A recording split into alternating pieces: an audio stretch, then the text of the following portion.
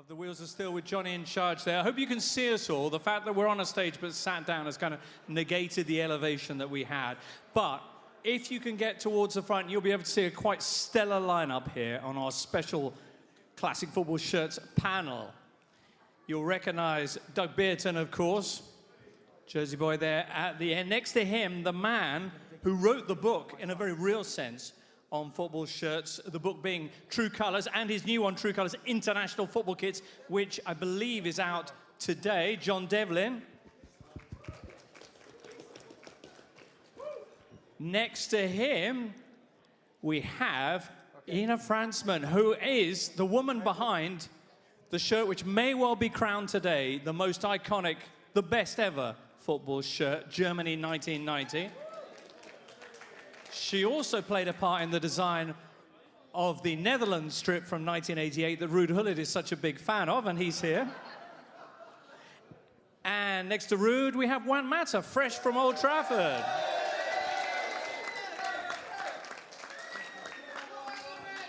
All right, let's start with Juan, because it's so kind of you to make it here this evening, Juan. Did you bring us a jersey from the game? Oh, you need to... Ruud, can... if you... I think we'll just have to pass these microphones back and forth. Yeah. I didn't, no.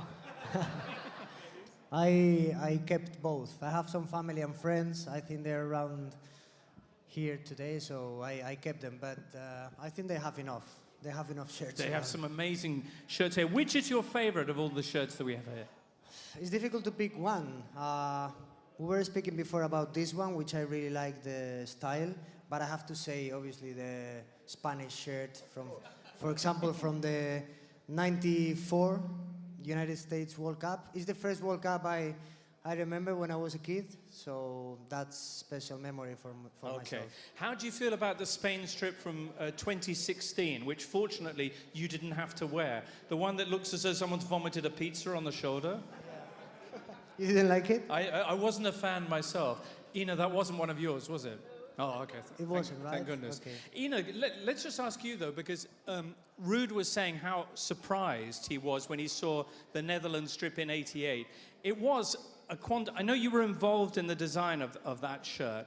That and then Germany in 1990, it just shifted everything from the classic strips we'd seen before to a whole new area of possibilities. Yeah, in fact, I mean, before the shirts have been classically white, just added with some black trims, with some details, and then we came up with this bold, very graphic design, loud, not aggressive, but very bold and very unique. So it was a sensation at that time. It's been sensational ever since, and in fact, the new Germany strip for 2018 is essentially just putting that one out again. It's still every bit as current. You mean that Adidas came up again with this? For sure, it's a big honor, and I think it's quite a good idea because the shirts are very influenced by retro design, and especially the 80s, the late 80s, the early 90s are very, very popular. So I think it was a good idea to come up with this retro design and to adapt them to nowadays. Excellent. Yeah, if we could just get a little bit of hush at the back, that would be very kind. Very kind. John Devlin, what do you think makes a classic and iconic football shirt? It's a mixture of tradition and contemporary design. So it has to be kind of anchored in the traditions of the club and the heritage of the club, but it has to be contemporary. It has to have that spin. It has to be comfortable, and with all those things in place, that's when it can become iconic. What would you consider the most iconic jersey? Oh, crikey. Well, say no more. The people I'm sitting next to. Definitely the Germany 88, 91, the Dutch 88. There's so many, but that period, that's when things really started to get interesting. I think the gear switched again then, and we started to see more adventurous designs that really began to break the mold. Okay. Doug, the big question is, what's the most expensive shirt that you've got here tonight? There's some prized possessions here. I mean, there's some that is even difficult to put a price on. I don't even know if I'd ever sell them, to be honest, because they're so special and so unique and collectible. But Yeah, a lot of money would be the answer. Okay, so what's the most expensive shirt or the biggest price that you've ever managed to sell a shirt for? Well, on I mean, classic football? I'm not talking about classic football shirts here, but I mean, Jeff Hurst, his shirt from the 1966 World Cup final, he tried to get £500,000 for it, which just shows you that it is, you know, there's a massive market. You know, match-worn shirts worn by players in games can fetch astronomical sums. No wonder, Juan, you held on to your shirt from today, because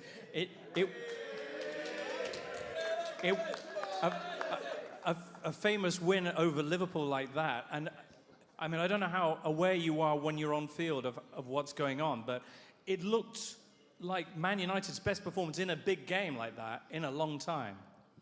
Yeah, it was special, you know. When we play against Liverpool, it's always a special game, and it's even more special if you win. So today we managed to be honest, in the second half to defend quite well. We were very compact, but in the first half, I think we created chances. We scored twice, and we could have scored more. And but yeah, it was fantastic to see, and I have to say it was one of the best atmospheres I've seen in Old Trafford for a long time. Okay. Yeah. Last time you played Liverpool, it actually wasn't so special. I don't know if you recall the 0-0 at Anfield. Yeah. Okay. Tell me something.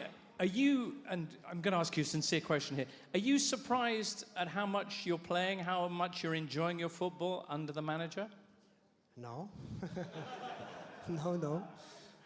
I'm happy, I'm enjoying, and I'm playing a lot, but I'm not surprised, you know, because I know what I can give to the team. I know what I can do as a player, and that's what I care about. So I'm happy with the time I'm being on the pitch and what I can give, especially assists or goals to my team. And the most important thing is to enjoy in the pitch, because sometimes, you know, and he already knows, when you are professional football player, it's difficult to enjoy because of the demands of the game and so on. So I always try to play with the same passion, and I'm happy, and I'm not surprised about about the time I'm playing. All right. Do you swap shirts with people after games? Yeah. What's the most treasured one that you have? You know what? I'm a mess keeping shirts. So I swap a lot. I have them in my house in Spain, but now I'm trying to do, because of the common goal movement, I'm trying to swap shirts with the players that join the movement. And so far, for example, I have Bruno, which is my friend playing for Bierton, and Alfie from Swansea. So that's special shirts because they were in the beginning of the common goal movement, and for example, I keep them with grace. But if we talk about Messi, I have a Messi shirt. I have... I don't have your shirt, sorry. He sold one for $500,000, so keep your shirts. From now on, you I'm going to never know what you have in your house. I'm going to hand them, clean them, and have them ready for him, yeah. Wow. Ruud, if you could have one player's jersey, who would you want? Yeah, from my era, I think Maradona. Oh, yeah? Yeah, I think he was quite special. He was quite unique. Because Napoli and Milan, when you were first at Milan, we were big rivals. Yeah, big rivals. But he had something different. He was a very nice guy, by the way. Very nice, passionate. And I think that his shirt, yeah, I would take his shirt, yes, for sure. 2 number 10s, of course, when you met.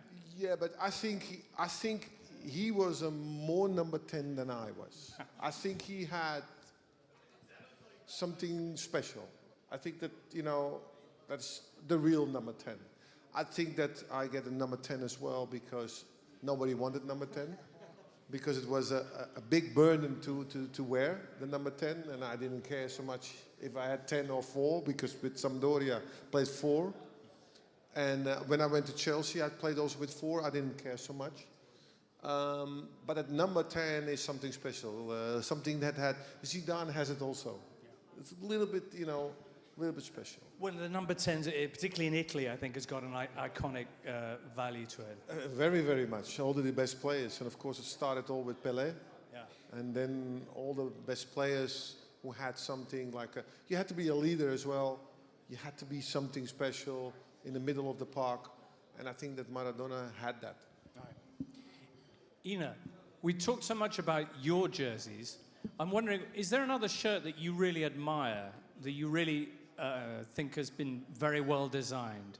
I personally think as well that the Dutch shirt is quite a nice one, because it's in a way, yes, yeah, because I mean, you cannot compare the design I did and this one, because they're so completely different from each other. And what I like on this is that it's very discreet, very decent, and you can put in every color, and in every color it looks quite nice. It has a holographic effect, and I like a lot this effect. But which fish was model for that?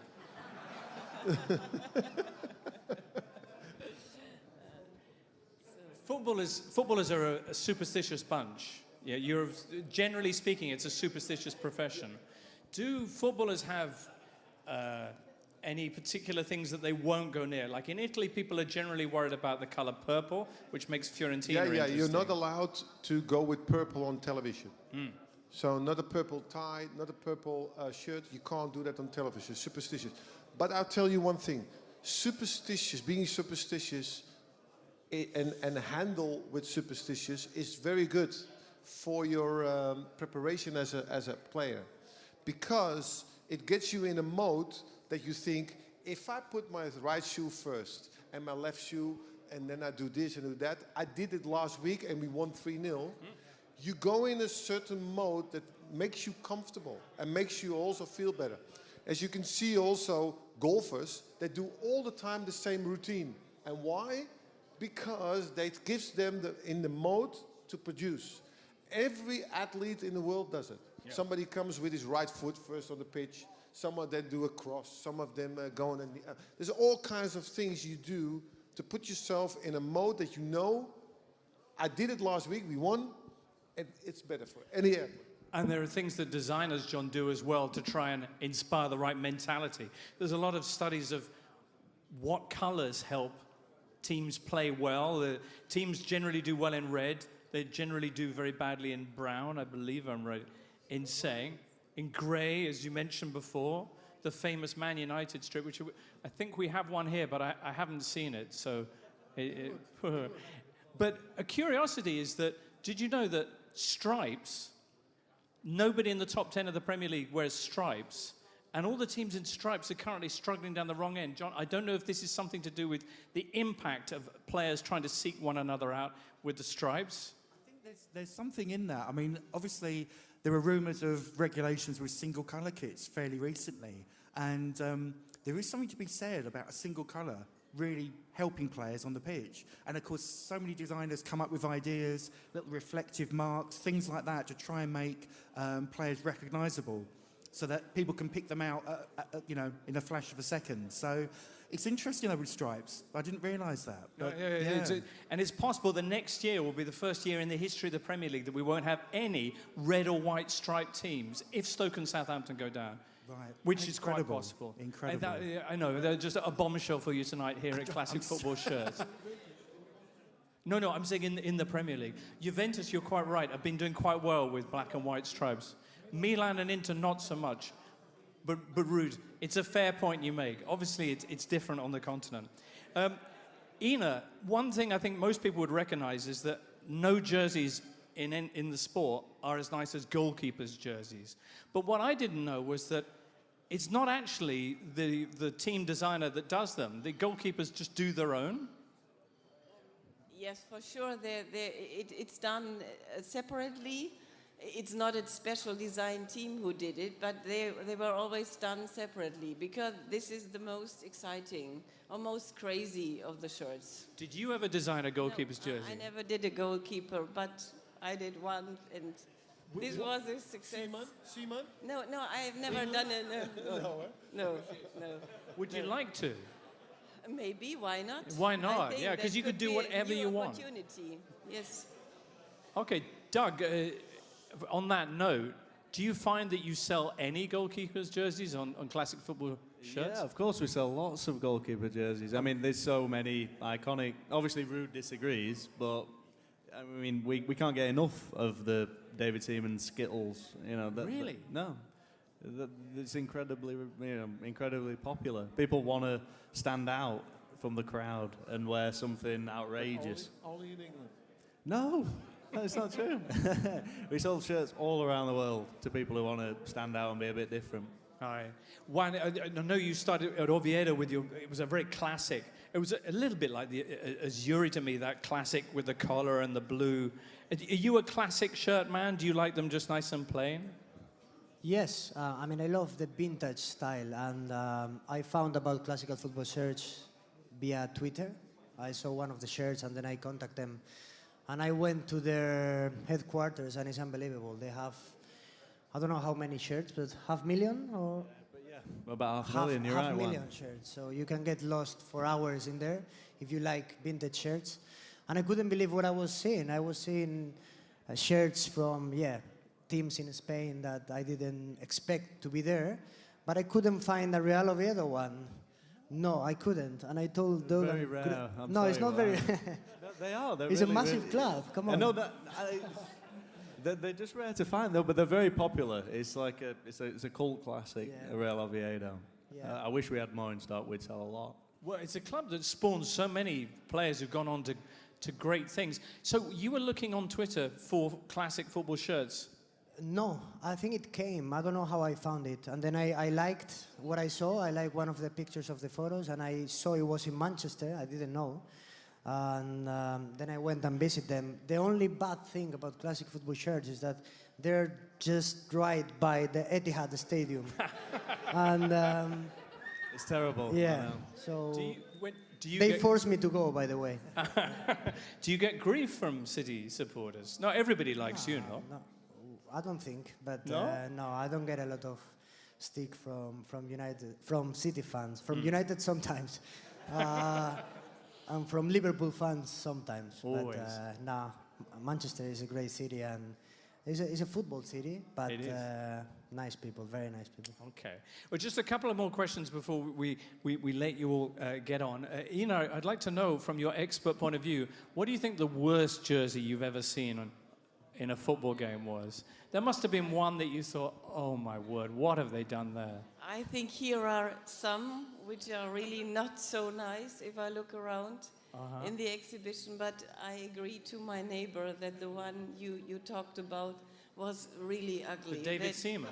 Yes, this was really a heart attack for the eyes. I remember one from, you remember a Mexican goalkeeper, Campos? Yes. Campos, you remember that, right? It was big and it was weird, and I don't know if he had a snake, or I don't know.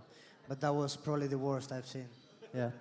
And I like this one, Ruud, even if you don't. No, I like it as well, but for a different reason. I think I think the consensus is this is quite a special shirt, and as you said, Ina, it's a shirt that the design has been used so many times. No, the green version is exceptional too. Just to say, Doug, what makes people spend so much money on old football jerseys? What makes a football shirt collector? I think it comes back to memories. You know, people. You know, you watch the game. You have that memory, and the shirt helps you relive that. You know, you look at it, and it all just comes flooding back. You don't need to see a picture or a video. You know, you put that shirt on, and bang, there you are. You're back in 1999 or 1988 or 1990, and you know, and especially now you can walk around the street and go to the pub in it, and straight away it's a talking point. You know, you can bump into somebody, and you get a lot of attention. People asking you, you know. Yeah, you were there. And, yeah, it's good to bring it all back. It does. The material often wasn't quite so tight back in. Well, like Ruud said, it chafes the nipples, but you know, you can get around it if you wear something underneath. Yeah. And so, in which case, John, is it the success that somebody has in a shirt that makes the shirt iconic? For example, would this Holland shirt be a classic if Ruud hadn't gone and won the European Championship while wearing it? That's a good question. And plus, of course, it didn't really last much longer than that tournament. I think it was only worn then. But no, I've spoken to a few people at clubs, and they've all said that it doesn't matter what the design is. If the team does well in it, sales go up. So it literally is black and white. How do you explain the people buying David Seaman tops then? I'm a Scotland fan. I can't explain that. All right then. So, well, we were asking for your votes. It's fabric of football is the hashtag to use, and we're going to pick out the best football shirt. So just to confirm around our panel what they would vote. Doug, you first of all? Very, very difficult. Impossible. But my favourite shirt is the Argentina away shirt from the 1990 World Cup. Yeah, that's mine. What colour is it? Navy blue. Maradona in tears, but it just looks so good. Probably one of my favourites would be the Newcastle 95-96 away shirt. Claret and maroon, claret and navy hoops. Wow. Really nice, yeah. All right. My favorite is this one. Of course, you designed it. No, for me, it's Sampdoria. Okay. Sampdoria shirt. And for me, the Spanish one I said, the 94 World Cup, which is hanging out there. Yeah. Okay. Well, Juan? Sure. Oh, what's mine? My favorite shirt of all time. What is your favorite or your most beautiful shirt? Oh, okay. No, I think the most beautiful... That's different. The No, most you're beautiful right. for me is Sampdoria. Okay. Most beautiful. But your favorite is the Yeah, Netherlands? of course. Because I think I would have to go with Sampdoria as well. I just think it's such a remarkable shirt. It's such a different design. And I also think the logo of the badge, well, not only that, the sponsor, with the classic one with the erg, you know, the Gemelli de Gaulle, the same one that you had, where they had the erg up here and the band across there. And then the logo was out on the shoulder. They stuck that out there. And, great days. Under that kind of Ligurian blue sky, fantastic, nothing finer. Anyway, Doug, John, Ina, Ruud, and Juan, thank you so much for giving us that insight into football shirt design. So,